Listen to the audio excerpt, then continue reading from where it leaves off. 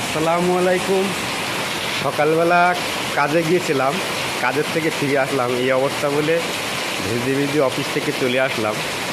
তো এটা কালকে রাত্রে ওই সন্ধ্যে থেকেই চালু হয়েছে, সেম এরকমভাবে হয়ে যাচ্ছে। মোটামুটি এই 13-14 ঘন্টা হয়ে গিয়েছে।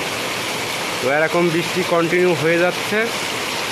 তো দেখো মালয়েশিয়াতে কী পরিমাণে বৃষ্টি হয়, এটা ভাবার বিষয়। এরকম বৃষ্টি যদি আমাদের ওখানে হতো তা মোটামুটি একতলা দুতলা বুড়ে যাবে।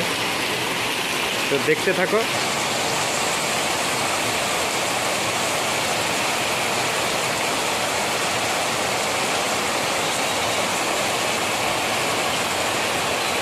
পুরো রাস্তার উপরে জল উঠে গেছে। কী পরিমাণ বৃষ্টি দেখো, এখানে কতটা জল জমে গেছে দেখো। দেখো কী পরিমাণ বৃষ্টি। ইন্ডিয়াতে এখন শীত আর মালয়েশিয়াতে এখন বর্ষাকাল। মালয়েশিয়ার এই সময় এই শীত, ইন্ডিয়ার যে শীতকাল সেই সময়টা থাকে সেই সময়টায় এখন এখানে বর্ষাকাল হয়। তো এখন এই বর্ষাকাল এই মোটামুটি 15 দিন চলছে।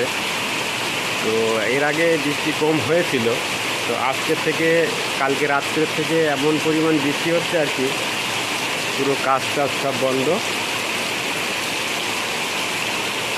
দেখো কী অবস্থা দেখো।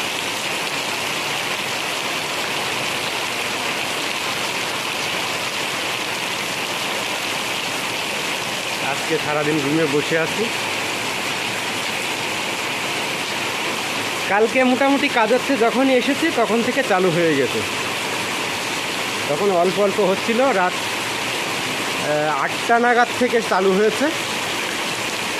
মানে এত পরিমাণ হচ্ছে আর কি বলবো, আর কি ফাঁকাই বেরোনোই যাচ্ছে না। এরকম যদি বৃষ্টি সবসময় পড়ে ছাতায়ও জল মানায় না।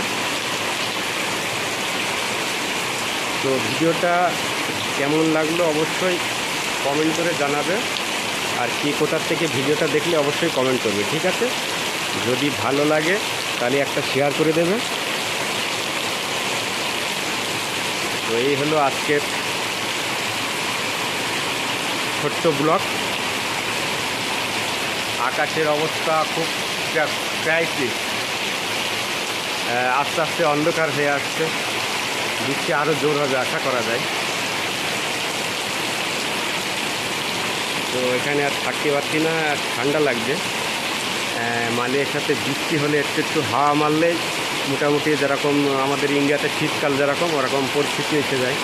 আবার যখন রোদ্দুর বেরিয়ে আসে তখন আবার কিন্তু সেম সেই গরমের ভাবটা চলে আসে।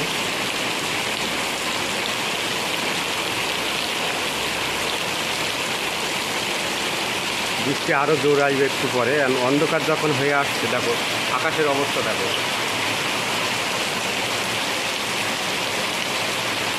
তো ভিডিওটা এখানেই শেষ করলাম। কেমন লাগলো অবশ্যই জানাবে কিন্তু।